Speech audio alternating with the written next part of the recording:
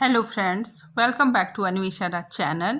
आज हम लोग पढ़ेंगे यूजीसी नेट का पेपर 1, ठीक है, यूनिट 2 शोध अभिवृत्ति। ठीक है, तो यूनिट 2 में जो टॉपिक है, ठीक है, पहले हम लोगों ने, ठीक है, शोध अभिवृत्ति जो टॉपिक है उसमें बहुत सारे जो टॉपिक है वो पढ़ चुके थे। ठीक है, तो आज हम लोग शुरू कर रहे हैं शोध के चरण, ठीक है, अनुसंधान या शोध के चरण। ठीक है, तो आज हम लोग शोध के चरण पढ़ेंगे। ठीक है, चलिए पढ़ना स्टार्ट करते हैं। देखिए, अनुसंधान या शोध के चरण, ठीक है, इसको इंग्लिश में स्टेप ऑफ रिसर्च कहते हैं। सामान्यतया अनुसंधान प्रक्रिया में 6 चरण माने जाते हैं। ठीक है, तो जो हमारा अनुसंधान है, ठीक है, उसमें 6 चरण होते हैं। ठीक है, अगर हम अनुसंधान करते हैं तो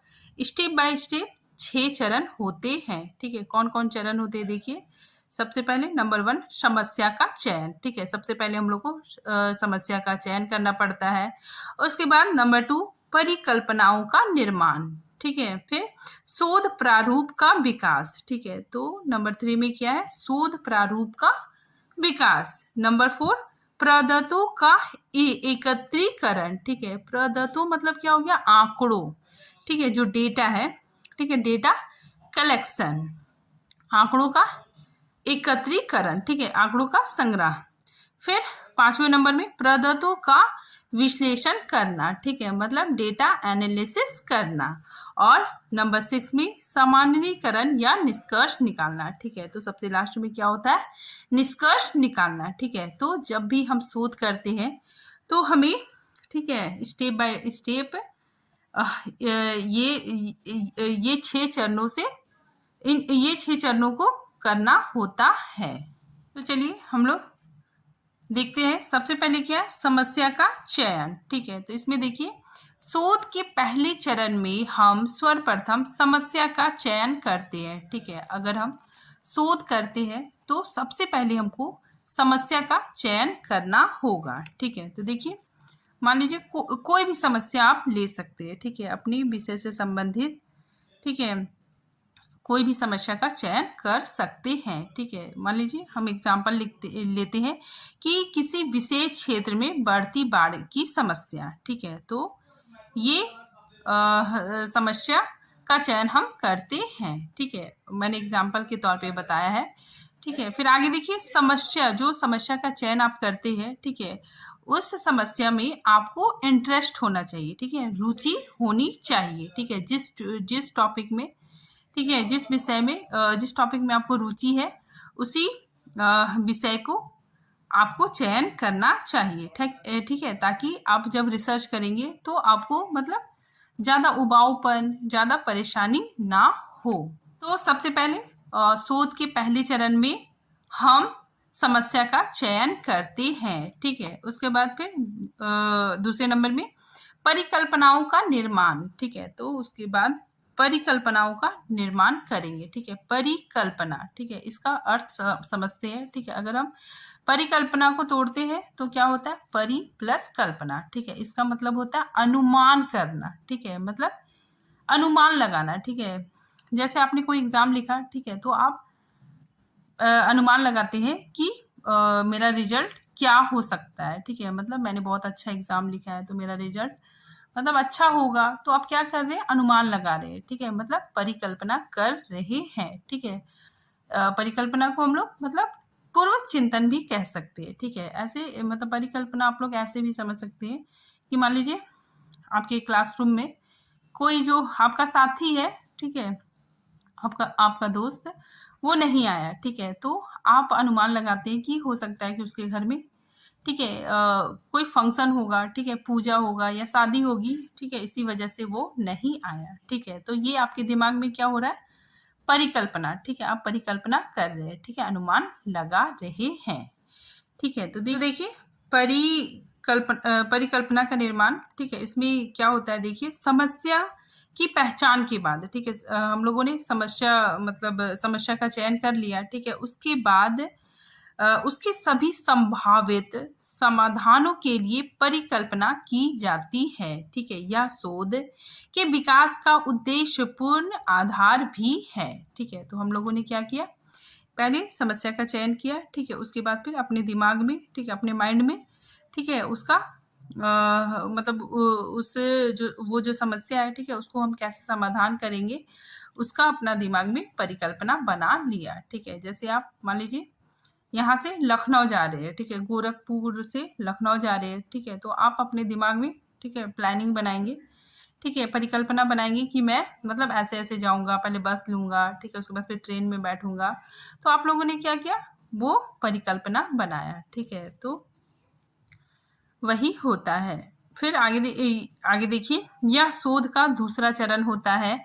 इसमें हम समस्याओं का चयन करने के बाद उससे संबंधित परिकल्पनाओं का निर्माण करते हैं। तो इसमें यही होता है कि अपनी समस्या, ठीक है, अपनी समस्या का चयन करने के बाद, ठीक है, हम अपने दिमाग में परिकल्पना बनाते हैं। ठीक है, अपनी समस्या संबंधित परिकल्पना का निर्माण करेंगे। ठीक है, अपने दिमाग में अनुमान लगाएंगे, ठीक है, कि हम उस समस्या का समाधान किस प्रकार करेंगे।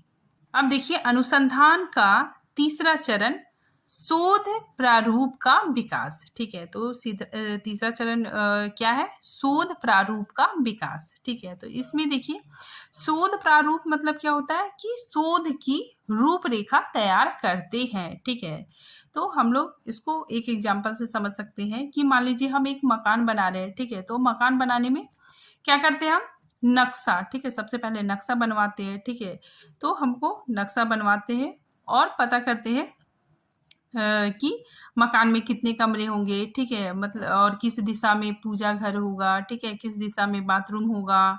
ठीक है, तो हम लोग क्या करते हैं, नक्शा तैयार करवाते हैं। ठीक है, तो वो जो नक्शा होता है, ठीक है, वही क्या हो गया, शोध प्रारूप हो गया। ठीक है, तो देखिए हम लोग शोध प्रारूप क्या है, ठीक है, इसको पढ़ते हैं। देखिए, शोध के इस चरण में हम अपने कार्य विधि के प्रारूप को तैयार करते हैं।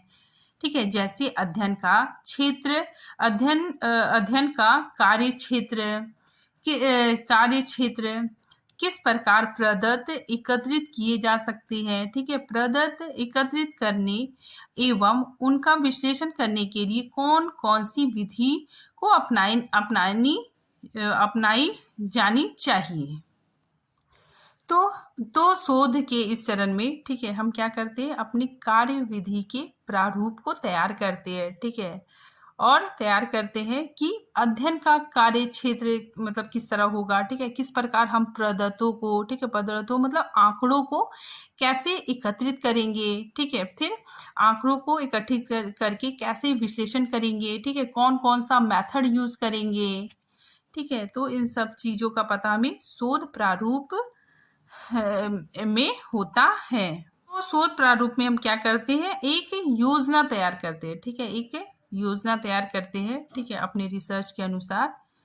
ठीक है, तो हम लोग शोध प्रारूप में एक योजना, ठीक है, तैयार करते हैं। अब देखिए नेक्स्ट, प्रदत्तों का एकत्रीकरण। ठीक है, प्रदत्तों मतलब आंकड़ों। ठीक है, हम लोग क्या करते हैं, डेटा को कलेक्ट करते हैं। ठीक है, आंकड़ों को कलेक्ट करते हैं। ठीक है, एकत्रित करते हैं। ठीक है, तो इसमें हम क्या करते हैं, अपनी समस्या से संबंधित आंकड़ों को एकत्र करते हैं। ठीक है, डाटा को कलेक्ट करते हैं। ठीक है, तो देखिए इसकी परिभाषा क्या है, शोधकर्ता जांच की प्रकृति, उसका क्षेत्र, उद्देश्य इत्यादि को देखकर प्रदत्त एकत्र करने की विधि का चयन करता है। ठीक है, तो इसमें क्या करता है, वो प्रदत्तों को एकत्रित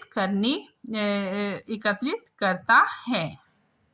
ठीक है, इसको हम लोग एग्जाम्पल से भी समझ सकते हैं कि मान लीजिए हमको मतलब अपना जो मतलब जो समस्या है, ठीक है, जो हमारा टॉपिक है जिसमें हम रिसर्च कर रहे हैं, ठीक है, तो उसके लिए हम क्या करेंगे, आंकड़ों को एकत्रित करेंगे। तो इसके लिए हमें क्या करना होगा, लाइब्रेरी जाना होगा। ठीक है, वहां पे विभिन्न स्रोतों से, ठीक है, विभिन्न स्रोतों से आंकड़े एकत्र करने होंगे, नमूने एकत्र करने होंगे।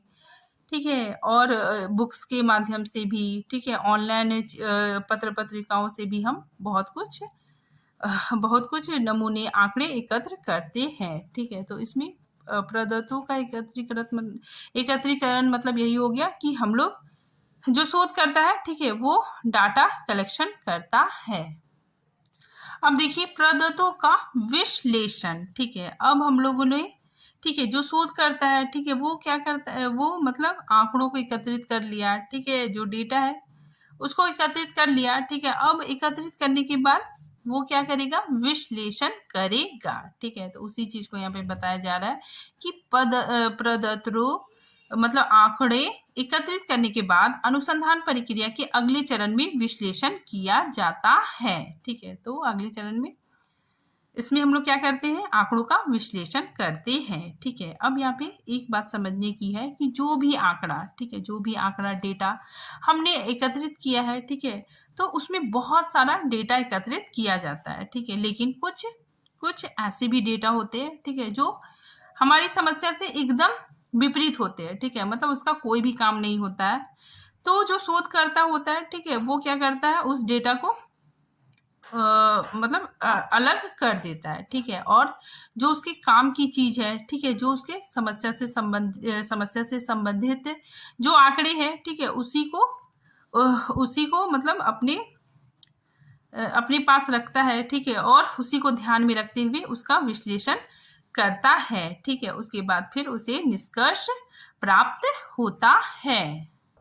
तो यहाँ बेसिकली यही बताया जा रहा है कि प्रदत्तों का विश्लेषण में क्या होता है कि जो डाटा मैंने एकत्र किया, ठीक है, उसी के आधार पे हम लोग विश्लेषण करते हैं, ठीक है, और निष्कर्ष तक पहुंचते हैं।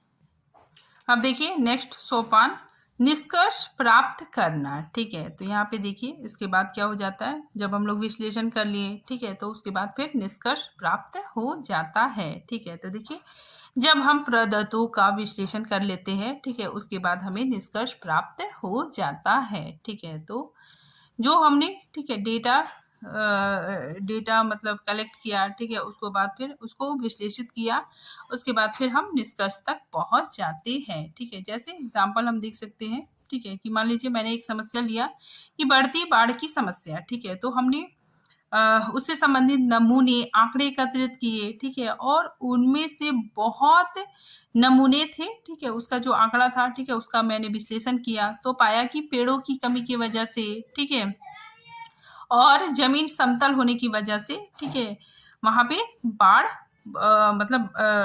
बाढ़ की समस्या होती है, ठीक है। साथ ही मैंने मतलब ये समाधान भी दिया कि मतलब ज्यादा से ज्यादा वहां पे पेड़ लगाए जाए, ठीक है। तो इसमें क्या हुआ कि मैंने एक समस्या का, ठीक है, पहले डेटा कलेक्ट किया, ठीक है, उसके बाद फिर उसका विश्लेषण करके निष्कर्ष प्राप्त कर लिया। तो इसमें क्या है, छठे सोपान में सामान्यीकरण तथा निष्कर्ष निकालना, ठीक है, मतलब आंकड़ों, ठीक है, आंकड़ों के विश्लेषण की पुनरावृत्ति होने पर, ठीक है, वे सामान्य नियम या सिद्धांत के रूप में स्थापित हो जाते हैं, ठीक है। तो ये 6 महत्वपूर्ण सोपान थे, ठीक है। तो इसी के साथ ये टॉपिक खत्म होता है, ठीक है। मिलते हैं नेक्स्ट टॉपिक के साथ, तब तक के लिए थैंक यू।